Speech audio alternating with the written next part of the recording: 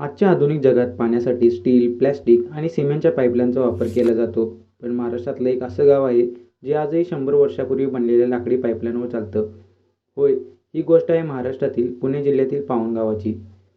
या गावात पाणीपुरवठ्यासाठी व्यवस्था आजही तशीच आहे, जशी ब्रिटिश काळात होती. या पाईपलाईनची खासियत म्हणजे ती पूर्णपणे लाकडापासून बनलेली आहे.